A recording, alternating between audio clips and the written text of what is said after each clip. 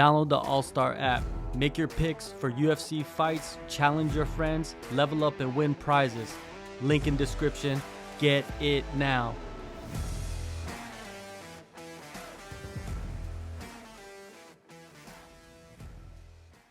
Hey guys, my name is Kevin Church from USA, Florida, fighting out of Phuket Fight Club. I'm a professional fighter with a record of 2-2. I'm from Central South Florida, born in Sarasota, Florida, Siesta Key area.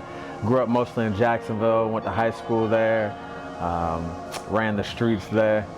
I had a short stint in the military, got a medical injury, so after a life of playing football, always being an athlete, then going into the military, I really needed something else to put my energy towards. So 2010, I found Chameleon MMA in Jacksonville, Florida, and that was my first introduction to combat sports, kickboxing and a bit of wrestling and jiu-jitsu, and kind of took off from there. Never thought I'd find myself here, and years later, but here we are. Yeah, I played football.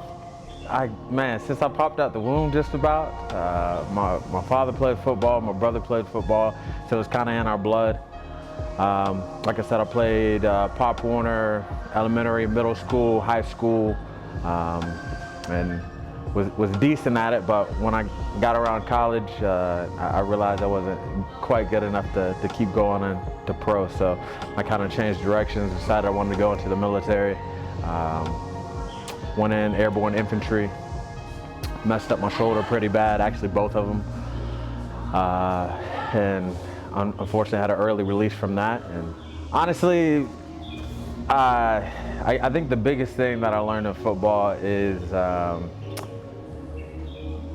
if you want to be successful at a high level, it takes an extreme amount of discipline. The motivation's not there every day. I talk about that all the time now to the younger guys. 5 days a week, 6 days a week, I wake up and I don't want to, come into the gym. But I think back to my football career and how much further I would have gone if I had the discipline that I have now. So I've been blessed to keep a bit of youth in my body, even though my age doesn't show. I'm 36 years old, but this is my second shot at being able to perform and compete at a high level in a sport. So one of the things I reflect on often is my lack of discipline and dedication in football, and just kind of riding on talent, and when I felt motivated or when I was pushed by my father or my teammates or my coach, then I'd go all out. But now I'm all in. A, I want it. B, I have too many people depending on me, too many people have invested in me, their time, their sweat, their tears, monetarily. And so I'm in it, I'm all the way in. I treat it like a full-time job. It's my passion. I love it. I wake up for it every day. I think that's probably honestly my biggest takeaway from football to MMA. Yeah, when I was in the military, I actually loved it. I thought I was gonna be a lifer. So again, just like football, my brother did it. And my father did it. My father spent, I believe, 28 years in the military. My brother spent 6. I didn't even get to finish my first 4-year contract before I was injured. But life in the military really helped me to find structure and discipline that I still carry over to today. As much as I hated at times growing up with my father and that military structure that he had, and then finding myself in the military, this stuff that I do today that I took from that is wild to me. But honestly, it gets me through a lot of the tough trainings that we have at Fight Club, just staying rigid and fighting a cadence in everything that we do. It was cool though. I really did enjoy my time in the military, and honestly, if it wasn't for the injury, I'd probably still be there now. It just brought a lot of structure. All I had to do was show up, so in that sense it was easy. Obviously as airborne infantry, nothing about it was physically easy, but you didn't have to put any thought into it. So yeah, it was a rigid household. So I always say as a professional, my father was A1. As a businessman, my father was an A1. you know, as a father and a husband, just like all of us in all parts of our lives, you know, he dropped the ball a lot, to be honest. So I grew up in a very up and down and oftentimes what seemed like a broken household, but I believe my parents, especially my mother, did the best that they could at all times, all parts of their life. I really do believe they brought what their best was to the table. But one thing that I got from my father is the way that I carry myself. He wouldn't have had it any other way. So when we leave the house presentable. And when we speak to anyone, it's yes sir, no sir, yes ma'am, no ma'am. You know, we did small things from, you know, opening the car door and the door for our mother or any woman that we were around, all the way to, no one had to ask us to do the dishes or to cut the grass or take the trash out. That was just part of the schedule. It's just the way that it went. It was expected. There was never debates. I don't remember arguing about it. It's just the way that it was. So, yeah, again, it helps in here. Yeah, so actually that was back 2010. My boy Pete called me up one day. He was still active in the Navy. I was Army. And he said, hey man, I'm thinking about going over here to this new gym that opened up and I want to do some striking classes and stuff. I don't want to go by myself. I was like, bet, say less.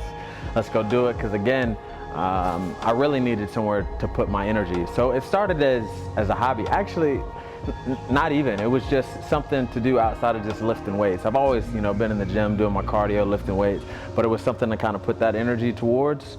And then it grew into a hobby, and then it, you know, little by little it got more and more serious. But those first few times, it was just a whole new world, you know. I didn't even really take it as part of being a part of a team, because I know a lot of these guys in here, their story is, you know, they needed it or they had to have it, or, you know, they were working their way out of some sort of life or lifestyle. They wanted to be UFC champions. None of that was my story. I honestly just, you know, it was another workout for me. And little by little, as I saw I was talented in different areas of that, it got more and more serious to me. So it wasn't until, honestly, 2017, about 7 years later, that I decided to lock in, and I said I was going to take this thing all the way to the top. I started working with a whole new team, kind of people I had worked with throughout the years, but Preston Parsons, shout out Duval County, Duval. He really took me under his wing, and we kind of started forming a team from a broken gym. And Elevate MMA became my new home. 10th Planet Jiu-Jitsu Jacksonville is where my what I consider my foundation, my grappling comes from. I certainly would not be here. I wouldn't have the support, the sponsors. I wouldn't be at Fight Club. They wouldn't even consider me if it wasn't without, you know, my grappling, my jiu-jitsu, and I have to credit that all to Brian Brown and my team there. So between Elevate and 10th Planet, that was really my first introduction to a professional level team, people that took it serious. This was their livelihood. It was not a joke. It was no longer just a workout. It wasn't an option. It was do or die. And I was just kind of thrown into the deep end. I thought, you know, my kickboxing experience and my experience with Chameleon and all that would carry over quite well when I decided to start actual MMA in 2017. I thought it would carry all the way over to the cage. I quickly learned that it was kind of like starting from ground zero. And, you know, in hindsight, I'm okay with that. Been a lot of life lessons and lessons inside and outside the cage. I love the people that I'm surrounded by now, the people back home, Florida, that continue to support me, help me develop my skills. I still reach out to my coaches there and my teammates and send them my videos after my fight. We still chop it up, we break it down. I take it back to my team here. They help me develop new game plans. So I've made connections that I will never be broken till the grave. So I'm grateful for them, grateful for the team. Yeah, man, so I have about a dozen amateur MMA fights. I believe 10 of those are with Combat Night, which is an organization originally out of Tallahassee, Florida. Now they're just in the southeast Florida and Georgia, and they're definitely the best on the East Coast and on their way to being the best regional in the U.S. So shout out to to Mitch and the whole squad over there at Combat Night. Man, me and Mitch actually just chopped it up not too long ago about my first amateur fight with them. That was down in Tampa, Florida. Ultimately, the decision didn't go my way, but y'all jump on YouTube, go watch that fight. It was interesting. I'm gonna take that as a W. It was a hell of a first outing, and it was kind of up from there, up and down as far as my record goes, but as far as my skill set and what I continue to bring to the cage, it's been an upward trajectory, which has been pretty cool to see. Combat Night really took care of me throughout my amateur career. Although I didn't make my pro debut with them because I've been out here in Thailand, I will be making my U.S. pro debut with Combat Night because they've always taken care of me. They show us love. They've helped us, guide us, not just throughout our career, but anything we need. They got me, my first sponsors and first real high quality professional production, videos and photos, and really got us started. So many UFC fighters, Bellator fighters, PFL fighters have come out of that organization. So it's been cool, been a blessing to kind of be a part of that crew, that OG squad that's coming out of Florida. Yeah, so honestly, that story starts all back late 2017, 2018 as well. I actually took a break from not just martial arts training, but even just physical training, and I went to Africa for like 10 months. And basically during that whole, find myself experience, I ended that trip with a quick trip to here to Thailand for the first time. Absolutely fell in love with it, realized that I needed to be surrounded by like-minded people if I was gonna take this seriously. So ultimately I made a plan to come back here at some point. And so I slowly started chipping away at that. This would be technically my third trip here. I've been here for a little over a year now. I think I have a total of about 3 years on the island. But yeah, I guess to answer the question, it was a quick visit that quickly turned into, hey, this is gonna be my new home. It took me a while to find Phuket Fight Club and this squad. I wish I could have found them earlier, but my path, my journey has been the way that it is, I think for a reason, so I wouldn't change much about it. But I'm home now. I love the gym, I love the squad. I think it's very unique. The quality of life is extremely high here. The cost of living is extremely low. And the balance that you find as not just a fighter, specifically a fighter, but as an athlete in general. So we have a lot of CrossFit athletes here, bodybuilders here, runners, biking. If you are a high-level professional athlete, you'll be hard-pressed to find a better place on the planet to find a balance that kind of brings your two worlds together. So that's how I ended up here in Phuket. Pro debut was in Bali. Yeah, my last AMI fight that you mentioned was in Tallahassee, Florida, which is still one of my favorite places to fight. That was a dominant performance and I believe a second round finish with a straight arm lock. I then left indefinitely, knowing that I was coming here long term.